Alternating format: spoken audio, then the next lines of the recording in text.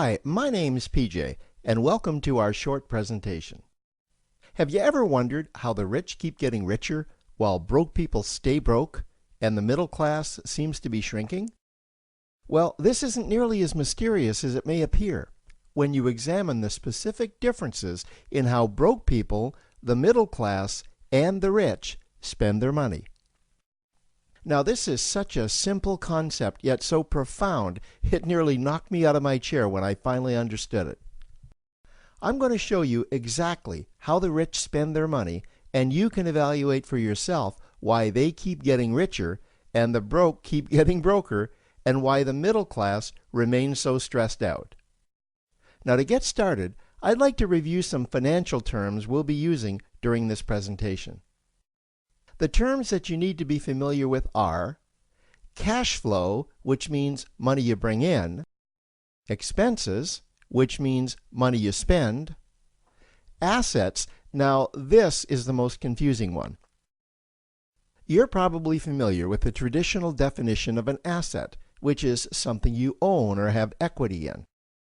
However, back in the 1990s, Robert Kiyosaki introduced us to a new definition of an asset in his groundbreaking Rich Dad, Poor Dad series of books. Robert taught us that an asset is something that pays you, and that's the definition we'll be using here. Liabilities is the last term, and it's defined as things that cost you money. As an example, a house is typically viewed as an asset, but can it actually be a liability? Yes, with our revised definition, anything that costs you money is a liability, not an asset. If you have a mortgage, your house is an asset to your banker because it pays him or her every month. But could a house also be considered an asset to you? Yes, in the right circumstances it could, when it pays you money. Let's say you buy a house and you rent it out, and it paid you a positive cash flow every month after all expenses. That would then be considered an asset. Now, one more time with the terms, just to be very clear before we continue. Cash flow is money you make. Expenses, that's money you spend. An asset pays you, and a liability costs you. Now let's take a look at how broke people spend their money. Now, when I say broke people, I'm not referring to the destitute.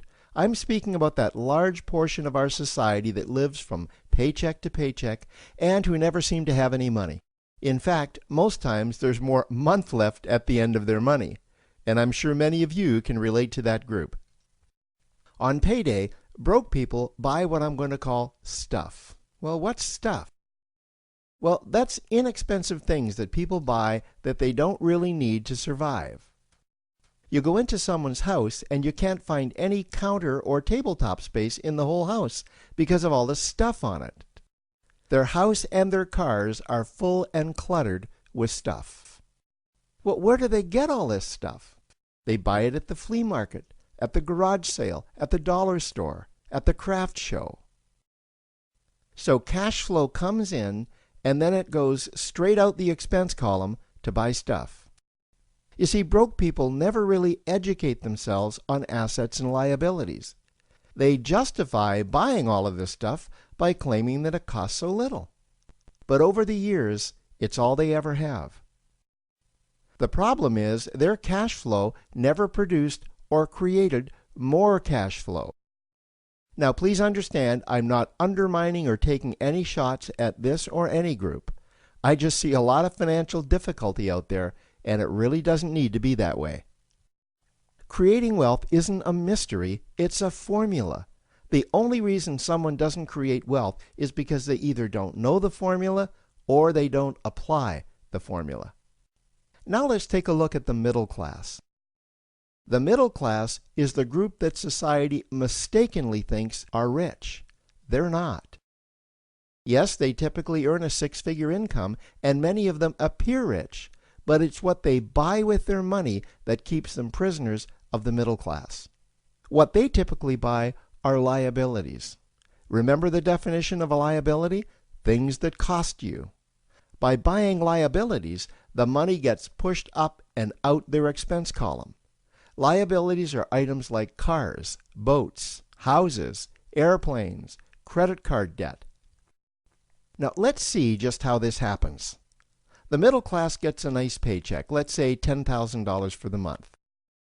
They then split that down the middle and they pay their monthly expenses with half, and with the other half, they make a down payment on a new car. The car costs $5,000 down, and after they add on the insurance and the maintenance, that liability now costs $1,100 new dollars every single month. A few months go by, and they want a boat, then a vacation home, a Rolex watch on their credit card, a vacation on their credit card. And before you know it, their liabilities have raised their expense levels to near or above their income levels.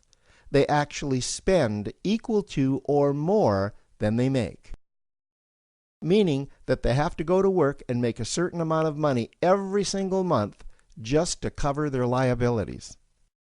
The other important issue with both broke people and the middle class is that normally all of their cash flow is dependent on their own effort, meaning that they've educated themselves to exchange their knowledge and expertise for someone's money. Also, the money they earn is usually the highest taxed form of income. Here's an example.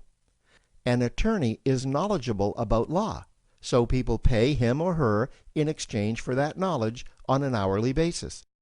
The problem here is that if the attorney isn't sharing that knowledge with a client, then the attorney isn't making any money.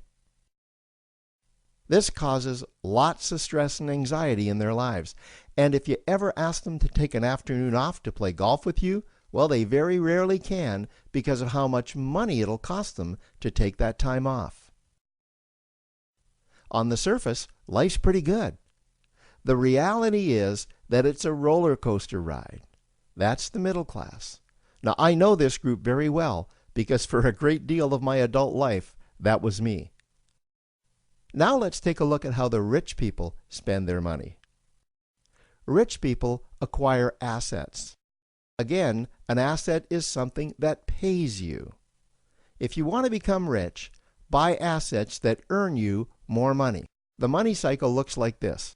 Acquire assets that produce cash flow, invest the profits to acquire more assets that produce more cash flow, invest those profits to acquire more assets that produce more cash flow.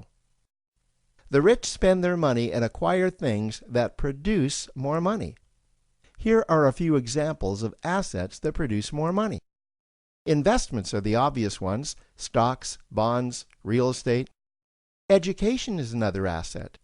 If you learn how to do something that produces more money for you and you actually do it, that's buying an asset. There's a great quote that goes, "If you think education is expensive, you should see how expensive stupidity is." Another example of assets you can acquire that pay you are cash-generating opportunities, especially those opportunities that can create a passive cash flow. Passive meaning that once you build it up, the money continues to flow whether you're still building it or not. Here's a small example. Let's suppose you bought a pinball machine and you put it in a barber shop, and you don't spend any of the profits. You save them until you can buy another pinball machine and put it in another barber shop. This, by the way, was Warren Buffett's first business. If you don't know who Warren Buffett is, he's one of the top 2 richest men in America. The rich are extremely eager to find those passive cash-generating opportunities because those opportunities continue to pay them month after month, year after year, long after they've stopped working the opportunity.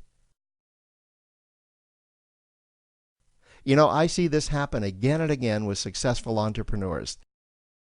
They find a passive cash flow stream that they build up, and it continues to pay them month after month, year after year. They then take those profits and multiply them in another passive cash-generating opportunity, and then again in another. In conclusion, here's what I've learned over the years. you can't find these passive cash-generating opportunities unless you're open to hearing about them. Then, once you find them, you must be willing to see what fits you and then act.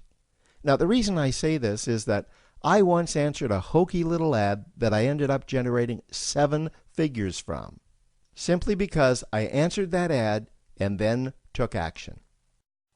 These opportunities are out there, you just need to find them. You also must be opportunistic enough that when the right situation does present itself, you don't miss it. So remember, broke people buy stuff, the middle class buy liabilities, and the rich acquire assets, preferably cash-generating opportunities that can create passive cash flow. They then take that cash flow and invest it in another asset that produces more cash flow. That's the wealth creation formula. Now, I trust you found this introductory information helpful. Now, to learn about one of the greatest cash-generating machines on the planet, click on the link below to proceed to step 2. 1.5 trillion. E-commerce has arrived. This is exactly how this works. All right. So you've got these big Fortune 500 companies, household names, companies with household names, right, that they have a lot of money allocated to advertising. And you see this every day. You turn on your TV, you see advertising. You turn on the radio, you hear advertising. Print magazines, all this stuff. Well, these companies have big advertising budgets and they allocate it in different places. One of the places that they allocate it is to the internet. They have a large portion of their budget set aside to advertise online. And so what I did was I went to them and I said, look, would you pay me to advertise for you? Would you pay me if I send you a customer? They said, yeah, it made sense. Think about it. They pay me only if I send them a customer.